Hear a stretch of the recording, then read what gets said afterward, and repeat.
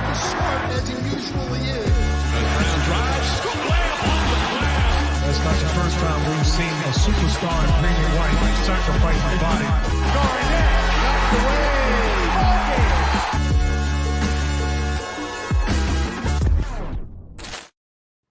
Welcome into another episode of First to the Floor. Ben Vallis here. Thank you for joining us. Hope you're doing well. Also joining us to react to the Jaylen Brown signing the Super Mega Max extension. It's Wayne Spooney. Spooney, how's it going, man? I'm doing good. I'm just waiting for my Super Mega Max, man. You know, my boss was not having it.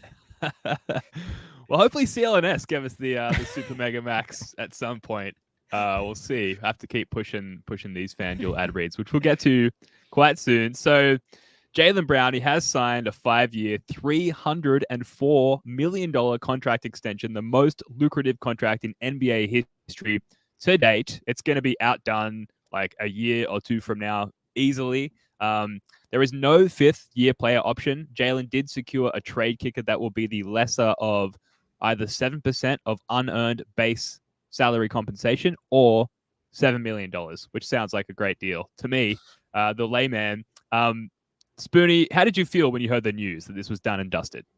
I feel like I was pretty on board of like, this is happening. I never really was in doubt.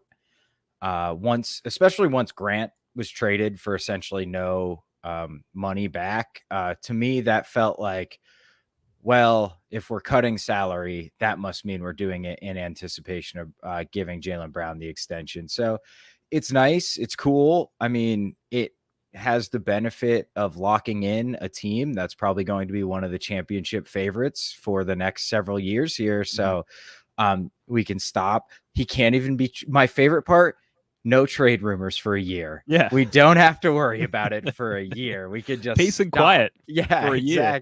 Exactly. So that part is especially nice. And now I'm just we're starting to hit the point of the offseason where I'm just ready for the season to start again, but we've still got a long way to go. So I was pretty excited. Were you? Yeah, it was just nice also to have a nice influx of Celtics content. There was a press conference. Joe Mazzulla was there talking about Derek White and Malcolm Brogdon, which we'll get to. It was just nice to wake up and just see a bunch of stuff to read through. But, you know, all of that we're reading through, there was also a huge chunk, particularly on, you know, NBA Twitter and NBA Reddit, a bunch of naysayers who can't fathom giving Jaylen Brown that much money. We've sort of already covered this, Spooney, given that like this was projected to happen. But like, what's your like holstered, ready to like pull out and like blah blah blah response to the haters, to the naysayers who are not a fan of this amount of money going Jaylen Brown's way? I think people are just having a very difficult time grasping the value, like the size of the contract. But if you look at it, it's like, super maxes have been signed before, right? It's still the same percentage of the cap, and the cap is about to go crazy bananas in the next like decade here. So it's going to look better and better as we move forward. And look, we are very like recency bias might be the strongest bias, frankly. And that game 7 was ugly, very, very ugly. But on balance, Jaylen Brown had an absolutely incredible year. You know, all that he can't dribble left, he can't go left. Like, okay, it's probably a weakness for him, but that's a little overblown. Like, you don't average an efficient 27 a game and make all NBA second team when you can't dribble with your left hand. Like, that just does not happen. So, Jaylen's a really awesome player. And frankly, the way the NBA is structured, there is no benefit to letting him walk. We don't get cap space. We maybe have like $1 million in cap space if we let him walk. So like the flip side is we just don't have him anymore for no replacement at all. And it's tough to find a trade for him considering he's an expiring. So exactly. Like, the flip side is you don't have Jaylen Brown and you have no way of replacing him with even a much worse version, or you do have Jaylen Brown and Wick and Pagliuca have to spend a little bit more money. I know which one I'm taking. Yeah. Second all-team NBA, all-NBA second team, however you want to phrase it. Hopefully better than I just did. He's a great player. And yes, he performed terribly in the conference finals. He was not the only one to perform terribly in the conference finals. Caleb Martin performed very well in the conference finals. It's a high variability situation, clearly. And unfortunately, Jaylen Brown and the Celtics were on the lower end of how that turned out, how that shook out. But, if you look through his stats and his game logs, and particularly his highlights of the last year, like, this guy gets buckets. He's fun to root for. He had some really interesting comments in his press conference where they signed the paperwork, and we'll get to a couple of those now. Let's run this clip. What do you plan to do with the generational wealth? I mean, what do you plan to do off and on the floor with this new contract? Well, that's a great question. I want to launch a project to bring Black Wall Street here to Boston. I want to attack the wealth disparity here. I think there's analytics that supports that, stimulating the wealth gap could actually be something that could be betterment for the entire economy. With the biggest financial deal in NBA history, it makes sense to talk about 1 year investment in community, but 2, also, the wealth disparity here that nobody wants to talk about. It's top 5 in the U.S. It's something that we can all improve on. It's unsettling. And I think through my platform, through influential partners, through selected leaders, government officials, a lot who are in this room, that we can come together and create new jobs, new resources, new businesses, new ideas that could, highlight minorities, but also stimulate the economy and the wealth gap at the same time. I think that could be a mix of commercial entities, real estate, residentials as well. Boston could be, a fully integrated, self-sufficient, hub, attacking minorities and stimulating the wealth gap. I think Boston could be a pilot, not just for wealth disparity here in the U.S., but also for around the world. So you asked me what I wanted to do or what I want to do. One, I want to, attack that wealth gap here in Boston, create a project. Also, I want to help stimulate the overall economy, and I want to bring Black Wall Street here to Boston. So I'm not going to pretend to know as much about these issues as Jaylen Brown or his associates do. But what I think, there's 2 things I want to focus on here. First of all, this sets a really healthy precedent for future supermax guys who come into this insane amount of money about how they should be thinking about using that newfound wealth. I think that's a really healthy approach, and it's really ballsy of Jaylen Brown to take that approach and set that precedent. And also, secondly, it just reiterates how fun and fulfilling it is to cheer for this guy who's not just take the bag, buy 5 houses in the Hamptons and 10 Ferraris, but he's actually a thoughtful dude and a well more sort of rounded out character who is a lot of fun to cheer for both on and off the basketball court. So the zoom out approach is the Jays, assuming that Tatum will accept his Supermax extension, which I'm sure that he will, are locked up super long term. For us, and with Smart and Grant going out and us grasping for things to cheer for as fans, it's really all about the Jays. That is the anchor that has been. We're very fortunate to be able to say this, the anchor for a while now. And just a reminder of the depth of character, I think, of Jaylen Brown and why he is so fun to cheer for, is why I'm ultimately happy about what's happened here. What do you think about that, Spoonie? Yeah, I like you, Ben. I feel like maybe we are not in the best position to speak on what Jaylen Brown is talking about. For sure, but totally. Just to say it is an incredibly awesome objective that he wants to accomplish. I hope absolutely he accomplishes it. I'm looking forward to seeing what he does, maybe off the court more than I am seeing what he does on the court. And it's say what you want about Boston's history with race as a city, because it's bad. The whole country's is. But the Celtics as an organization have always been sort of the leaders in things like this. And Bill Russell is a big reason for it. And it feels like he's kind of carrying on Bill Russell's torch, right, in that sort of social justice realm. So it's really awesome. Makes you want to cheer for him. Glad he's a Celtic, dude. It's proud to have him as a Boston Celtic.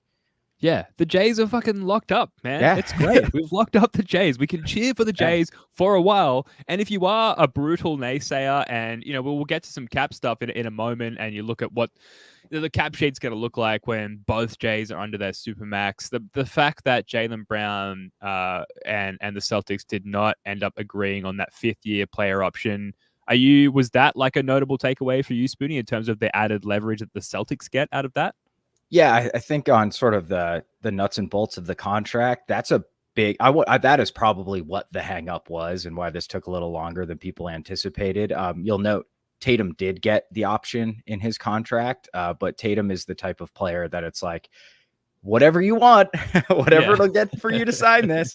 And Jalen's maybe just that he's just a rung below, and that's fine. He's still all NBA second team. He's still worth the money. So yeah, it just gives you it's sort of a double-edged sword. Well, I guess not having a player option is never a double-edged sword. It's great to have him locked up. He can't get out of his contract early and then get an even bigger raise. So pure nuts and bolts, pure basketball analysis wise, that's a win for Brad Stevens as a GM. And I wonder if it shows, like, there's been a lot of talk about Jaylen Brown's not dedicated to the Celtics. He's not dedicated to Boston. Well, he's just dedicated himself for 5 years here with absolutely no early out. And he couldn't get a no trade clause, but his trade kicker is not the max kicker he could have gotten either. So on the fringes here, he made some concessions, and I think $300 million will go a long way to softening the blow of those concessions. But I would hope so. Yeah, I think overall, considering where the NBA is at and how salaries are structured and the limitations the team has, like, it's a win for both sides, I think. Spoonie, what would you do with $304 million? I honestly, Ben, I don't know. I would probably go to Vegas, and I'd probably end up dying in a very stupid accident in some sort of bizarre irony. Like, I finally have enough money not to work and I never get to enjoy it. But at least my kid and wife would be taken care of for the rest of their lives. And that's really what it's all about. But I'd buy a big ass house. Yeah. Hell yeah. And I'd become a minority investor in the Celtics. That's for damn I was going to sure. say, one of the first things I would do is like try and get a minority stake in an NBA team.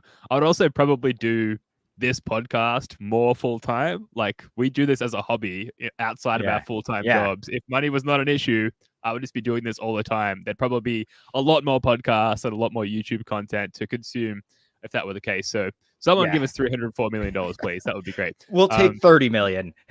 yeah. I'll take $30. Yeah, right. So a couple of other comments from Jaylen Brown's press conference. So he is confident Boston will maintain its defensive identity despite losing some key guys, namely Marcus Smart, Grant Williams. Quote, I think what Kristaps Porzingis can bring us defensively, bring to us defensively, and the additions some of our other guys can bring to us defensively, I want to make sure that's where we hang our hats this year. I don't know if we need to expand on this, Spoonie. Like, we talked about the emerging zone defense in Summer League and how that probably indicates that they're going to be playing some zone defense throughout the regular season with the big club there, the Boston Celtics also. I think it's nice, like Jaylen Brown maybe like assuming that leadership role a little bit alongside Jason Tatum there in terms of just like starting to articulate like what the identity of the team will be. To hear that coming from him, I think is promising. Obviously, a lot of it hinges on what materializes on the court. But did you have any sort of takeaway from that comment at all beyond what you've already sort of said on recent podcasts? Yeah, I think it's interesting, like, the idea. I've been thinking a lot about the idea of like basketball identity and what it means. And I've written about it twice in the last like 2 months, probably, just because I'm having a hard time like conceptualizing it. Like, is identity just like we're going to play hard? Is it your scheme? I think it's probably a combination of like, we're going to play hard and we're going to execute the scheme. And like, we don't miss rotations and blah, like it's everything put together. And I think to that, they're going to have a much different defensive identity this year, but that doesn't mean it's necessarily going to be bad. I think Porzingis has some extremely valuable defensive skills, but could he be a more different defensive player than Marcus Smart? I really don't think so. Right. Like a switchable guard and, solely rim protecting 7'3" like Gumby. So I think I like that Jalen's like defense. That's going to be our calling card again. I love the thought. I think that is probably untrue, not because like I don't think Jalen's lying, but it's just like this offense is going to be freaking incredible, dude. Like there's no way it won't be their identity that they're offense first just because of how talented they are. I think it's exciting. Like, yes, the offense is going to be amazing and potentially, obviously, it'll take some work, but like also maybe amazing by default. So, therefore, an increased focus on defense to make for a more well rounded team is obviously, I'm going well out on a limb here, very speculative limb, but it's exciting. I'm very excited. It's almost like moving to a new house, Spoonie. Like, I'm still me. I'm bringing all my possessions with me, but it's a new shiny house in a nice new neighborhood. There's, playgrounds nearby for the kids. There's good schools. It's a crazy analogy that I've obviously not thought out well as far as acquiring Porzingis and getting rid of Marcus Smart. But, Jaylen Brown, he could have been like, we got rid of our best defensive player, my best friend. I don't know where we're going to go from here. This is a really poor pivot from the franchise. Like he didn't. He's clearly invested.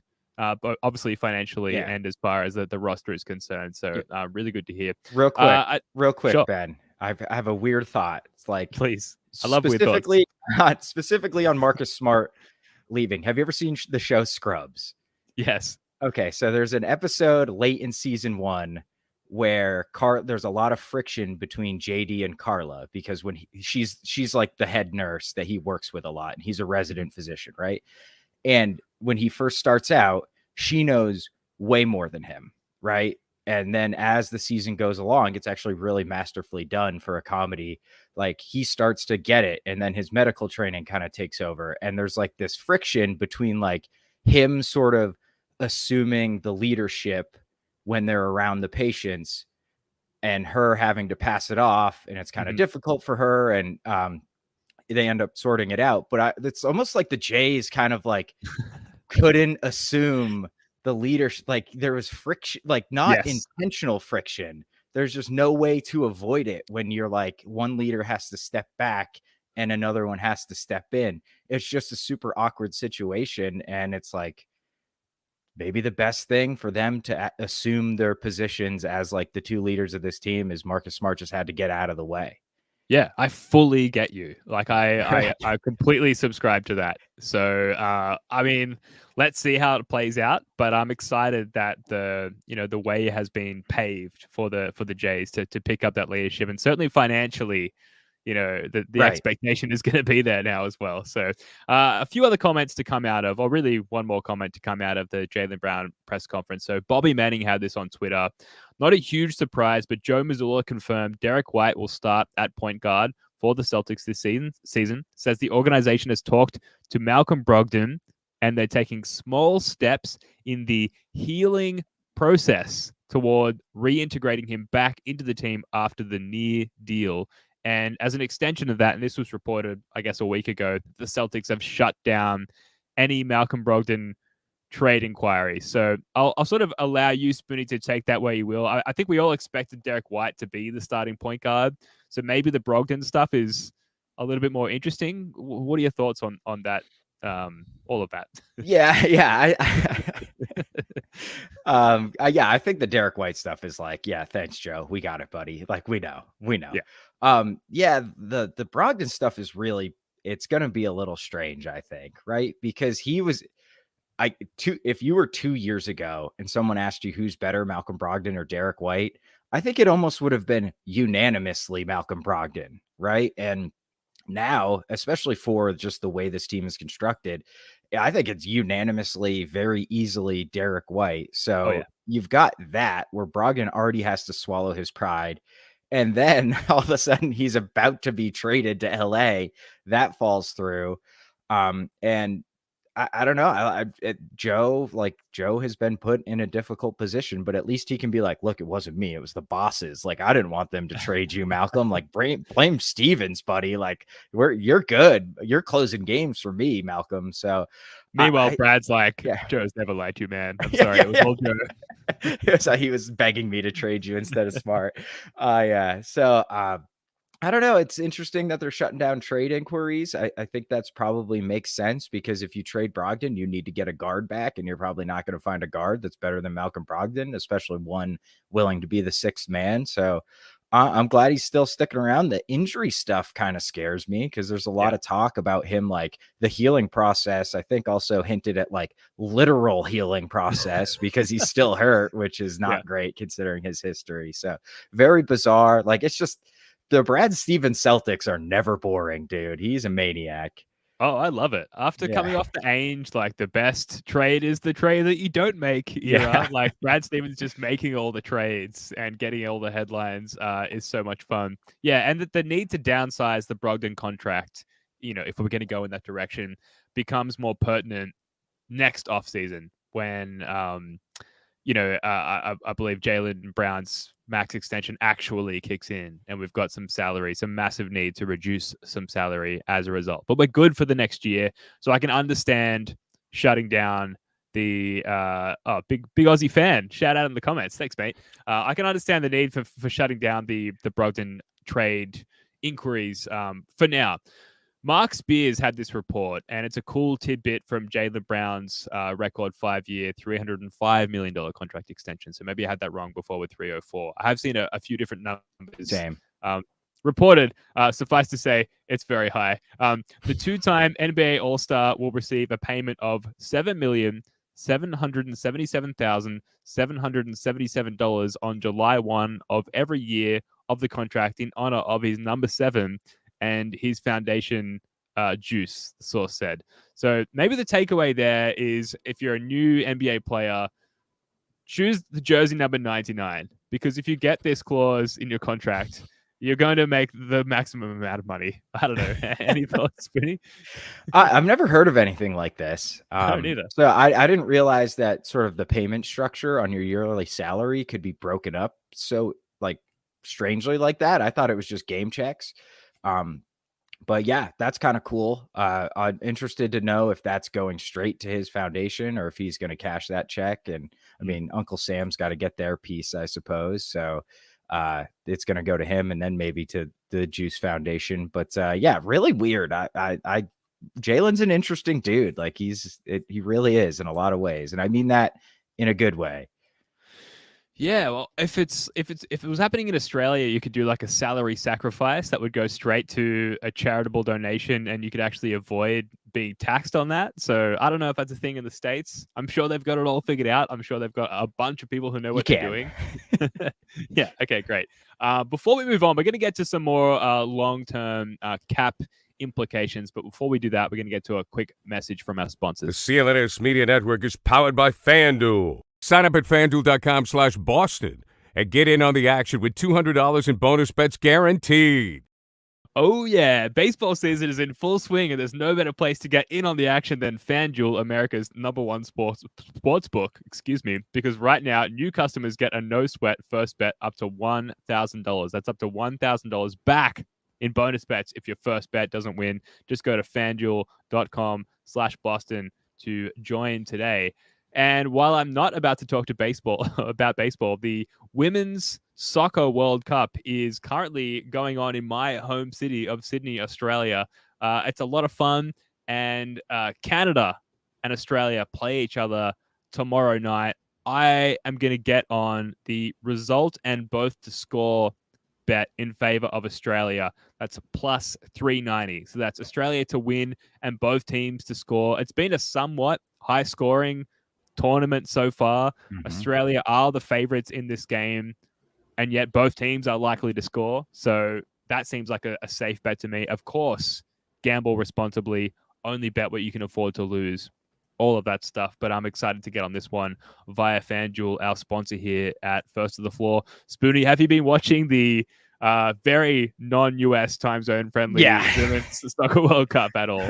Not live. I've been I'm on Reddit Soccer all the time, so I've been following the highlights through there. Yeah, because these games are on at like 2 a.m. and crazy stuff like that. So I have not been. But I love it. You know, it's good soccer. Like the USA just played a wild game against the Netherlands. Like they were killing each other, dude. Like spikes up and stuff. So I think there's a 1-1 draw. But yeah, it's a World Cup, man. It's the for my money, the best tournament in sports, men's or women's. Yeah, absolutely. And I'm going to get out there to Homebush in Sydney and see a couple of Aussie Matildas games before the tournament wraps up. Now, look, we're going to race through the rest of this, and I thought it was important to get to the long-ish term cap situation. And we've got to give a lot of credit to the Sportsologist, which is a Reddit user for basically summarizing the Celtics' upcoming cap situation and also doing the same thing for like 5 other teams so far. So clearly they just get a kick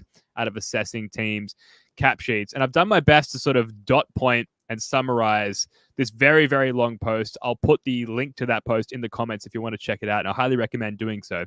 So essentially looking at the Jaylen Brown contract situation, that doesn't change. And Spoonie, please feel free to jump in and correct me, or if you've got any comments as we go through this, I'll be as quick as possible. The Jaylen Brown contract extension situation doesn't change this year's cap situation. Currently, we've got 14 players rostered, and we're $4.3 million under the second apron, which is currently set at $182.7 million. Next year, the second apron jumps to $201 million, which is an increase of $18.3 million. But Jaylen Brown's salary jumps from $31.8 million to $52.3 million, which is an increase of $20.5 million. So, assuming that Brad lets Peyton Pritchard, Luke Cornett, Justin Champagnie, and Delano Banton walk, if the Celtics keep the 10 players they currently have under contract for that season, the 2024-2025 season, then that would leave around $14.1 million to fill out the remaining 5 roster spots in next year's season. So given the Celtics have 2 first-round picks next offseason and a bunch of second-round picks, they could pad out their roster with 2 first-round drafted rookies, which would leave enough to sign a veteran with the taxpayer mid-level exception and on another vet on the vet minimum while just remaining under the second apron by like a few hundreds of thousands of dollars. Then the following year, the 2025-2026 season is when Tatum's new contract kicks in. The Jays will combine for 70% of the cap plus Porzingis on a $30-ish million per year salary, but will only have 5 total players under contract at that point in time and will be $60 million under that second apron, which we're desperately trying to avoid. So that's ample room for a Derek White extension, solidifying our starting 5, and again, the ability to use our picks, which we have plenty of, vet mins, and the TP MLE to pad out the roster. It does get tight, but it's not a death sentence. So that's the summary. Read the full post by the Sportsologist on Reddit, because it really does a much better job that I've just done. I've just given you the crib notes of explaining why, the Celtics cap sheet, it's difficult with these 2 young supermaxes, but it's like I said, it's not a death sentence. Any thoughts, Spoonie, about all of that, or any of your own sort of independent thoughts on the upcoming cap sheet? Spotrac has us about 3.4 under the second apron right now. I wonder if he's not taken into account maybe some dead money we have on the books or something, or somebody's not maybe. Yeah, or maybe Jordan Walsh, who's 1.1. So that would account just about for it. So either way, this is going to be a very expensive team for the next couple of years. And that's just the nature of having 2 guys. I mean, Tatum is on a rookie supermax right now. It obviously looks a lot better because the cap continues to increase at a pretty insane rate. So we'll be good. We're just like, when you think back to the Kyrie era, right? When that team was like 10, 11 deep with like plus role players, that is just not going to be the case anymore. Mm-hmm. And that's fine. That frankly might have been one of the weaknesses of that team, is how loaded it was and people wanted more shots and wanted to play more. So it's totally fine. It's just you can't really insulate yourself against injuries a lot of the time. So when you have to be a little thin because your top 3 are making such a large percentage of the cap, but that's how most championship contenders are, right? Like you need 8 deep, 9 deep, and you got to hope you stay healthy, because Danny LaRue has this great saying that I absolutely love. He's like, the championship is the team that's in the mix that stays healthy. It's like the most healthy, good team wins the championship, right? Yeah. And so even if you have a great backup if Jason Tatum gets hurt, that great backup ain't Jason Tatum. It's not going to matter, right? And you saw it with Brooklyn when they took the Bucks to Game 7 and, Harden fell apart, Kyrie was hurt, and it was basically just Durant. They ultimately lost, and Milwaukee went on to win the title. Like, Milwaukee stayed healthy. They won the championship. So we're just banking on, you got to give yourself so many shots with these three guys and just hope one of these runs, you get a break here or there and you stay healthy and you can win a title or two. And with the way things are constructed now, with Grant out the door, because I think it got really, frankly, impossible to manage if you keep Grant Williams around. So you're going to see good role players walk out the door. It's just going to be the nature of what's going to happen these next few years. But that doesn't matter as long as you got the Jays and Porzingis. Like, this team is going to be one of the contenders for the title. Where would you rank the new CBA in terms of things that have fucked the Celtics in the past, 5 years? So, other things that I would add to that list is, of course, the Gordon Hayward injury, Kyrie Irving deciding to become an online conspiracy theorist enthusiast, for lack of a better term.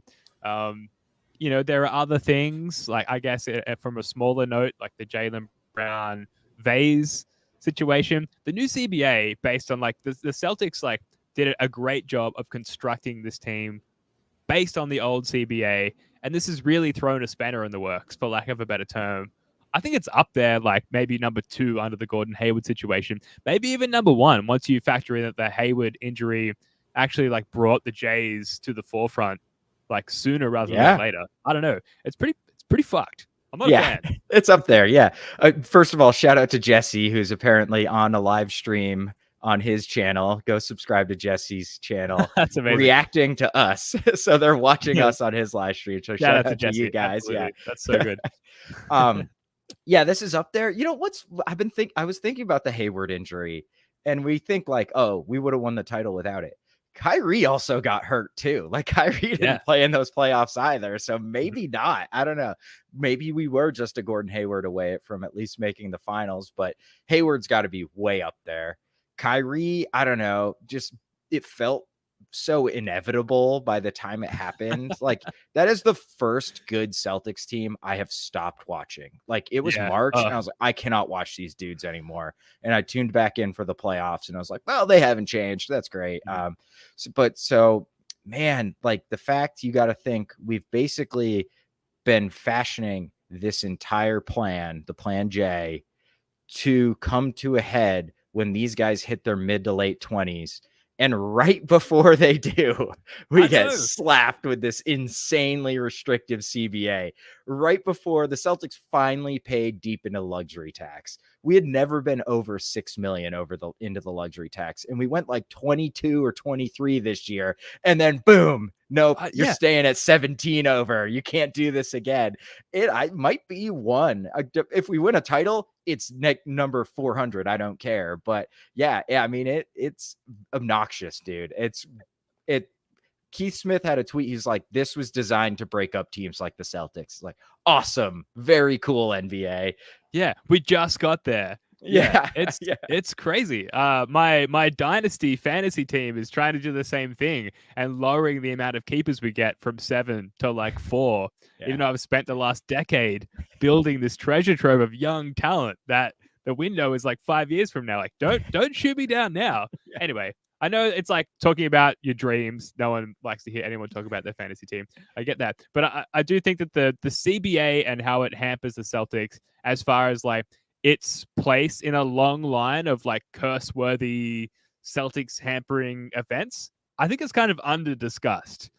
And I feel like it's all about us, Spooty. Yeah, it's all about shitting on the Celtics. Yeah. And that depresses me. And the Warriors. And the Warriors have some. Yeah. Positive takeaway. Good. Let's end it on that. Speaking of things that depress me, Mike Gorman. So this is per NBC Sports Boston. Mike Gorman today announced that the 23-24 NBA season will be his last after 43 years of calling Boston Celtics games. We will continue trying to get him on the podcast right up until he retires and potentially ongoing from there. But Mike Gorman, I don't know. We talk about Mike Gorman at every opportunity on this podcast, because we love him so much, and we love how he has punctuated amazing Celtics moments in his 43 years. What were your thoughts on this? Like, it's not that surprising, right, at this point in his career? Mike deserves to go out on his own terms, enjoy a little bit of retirement. I get why he'd want to call it a day, hang up the microphone after 43 years, but Mike has been like a family member to me, and I'm sure all Celtics fans. Like, he is ubiquitous in the viewing experience of the Boston Celtics. Like, when I see a highlight without sound, I can like hear Mike Gorman calling it, takes it, makes it. Yeah. Pierce. Like, yeah. And like the Harrington Pierce, like, now Pierce is talking, like, like, brings like a tear to my eye. The ref's telling him to shut up. Love it. Like, so many like huge moments in my life. Maybe this is like sad to say, but I'm a pretty big fan of the Celtics. And like the big moments in Celtics history, and like the less important fun moments too, which are like just as important when you think about basketball as an entertainment product. Mike is there, right? Like, I wish we could get Mike for the deep playoff games too. Like, I wish we could have his announcing, but I'm really gonna miss him, dude. It's gonna be a sad day, but I wish him all the best, for real. Like, he's just, it seems like an awesome guy. Yeah, even how nice he is to the rest of his NBC Sports Boston crew. Like, whenever Abby throws back to him from the sideline, he's always, rightfully so, like, very complimentary of what she's had to say, which I don't think a lot of people are, like male people in that role are. Yeah. And the same with like Forsberg and Scal and all those guys. Like, even if like there could be a lane to disagree with him, I feel like he's always very supportive and complimentary of what they have to say, which just like builds the nice guy narrative of who he is and makes him more interesting to root for. He's going to be missed. Yeah. Sean Grandy is, I think, the logical and obvious and inline replacement. Are you a Grandy fan? So I've actually listened to a lot of radio, Celtics radio at times, like some of those doldrum NBA games and stuff, like play video games and throw on the radio for Grandy. So I love Grandy. I understand that the criticism of him is that he maybe doesn't let the game breathe quite enough. And I think that's just a hang up of being on the radio and having to explain literally every single thing that's going on. Yeah, totally. Give the guy a break. Yeah. So I think he is incredibly talented. I think he's got a great voice, just like audibly, you know what I mean? Like, as a pleasing voice to listen to. So I'm all in 100% on Grandy. I think he will, he'll knock that out of his system by halfway through the first season. I guarantee it. He's really talented. He's awesome. He's pretty excitable in a way that Mike maybe isn't at all. Yeah. Mike gets up for the right moments. Grandy will like scream, not scream, but he'll be like, he buried it. It's 12-13. I love that. Yeah, it's fun. It's like, it speaks to me as a Celtics fan, where it's like you score the first 2 baskets of the game and you're like, yes, we're fucking winning. Like, we're gonna go. They're not gonna score. Yeah. He does things as well. Like, I think he introduced the Raptors lineup. Maybe it was a couple of years ago, and there were no like letter D's in any of their names, and he was like, the absence of the letter D in their names is very indicative of their defensive scheme. Stuff like that. He finds little pockets that other people don't. So we will absolutely miss Mike Gorman, and we're looking forward to this Dwayne Wade, Kobe Bryant style farewell tour. But big fans of Sean Grandy here. So also hoping to get him on the podcast. Anyway, let's end on this. I'm going to run the clip and then we'll quickly react to it and then we'll wrap up. I know.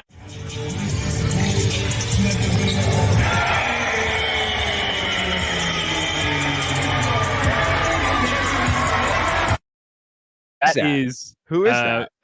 A very it's a light-skinned MJ. It's an aerodynamic Derek White dunking the ball on some poor soul. We talked about his aerodynamicism in the last podcast, Foodie. I don't know who the opponent is here, But it is Derek White. He is dunking. He's looking sharp. Any thoughts on this new Derek White clip that has surfaced? Yeah, I think he's going to make the All-Star team. Right? There's no chance he doesn't. We might go full Hawks and have all 5 guys make the All-Star team this year. But I mean, just like more broadly, I'm super excited for starting point guard Derek White and having him be extra aerodynamic. You know, that hair's not going to be in the way of his jump shot. He's primed for a big year. When Smart was out and he was averaging like 28 and 5, like I don't expect him to do quite that, but he's going to be a monster this season. Yeah, really excited to see it, and very excited for one Jake Eisenberg, who I believe is in transit from potentially Albania via Singapore back to Australia. I don't have all the details, but I think he'll be back on the pod early next week or so. We'll see. But for that to align with some new Mistress material is very exciting. Huge. All right. Any other remaining thoughts, anything we didn't cover, Spoonie, that you want to get to? I don't think so. I'm writing something on Sam Hauser here that I'm hoping to finish up tomorrow. So check that out on Celtics blog, how Sam Hauser can seize the day. Yeah. Oh, hell yeah. Looking forward to reading that. Definitely check out Spoonie on Celtics blog. Definitely from my perspective, like I have a terrible attention span and a terrible reader. And yet I always find Spoonie's work extremely easy to breeze through. And it just sort of bridges that gap, I think, as far as the modern attention span is concerned. So definitely check out Wayne Spoonie's work on Celtics blog or on his Medium page if you haven't already. That's going to do it for this one. Thank you so much for joining us. We will be back next week. Like I said, Jake is going to be back next week for all of you Mistress lovers out there. Spoonie, love your work, mate. Until next time, go Celtics.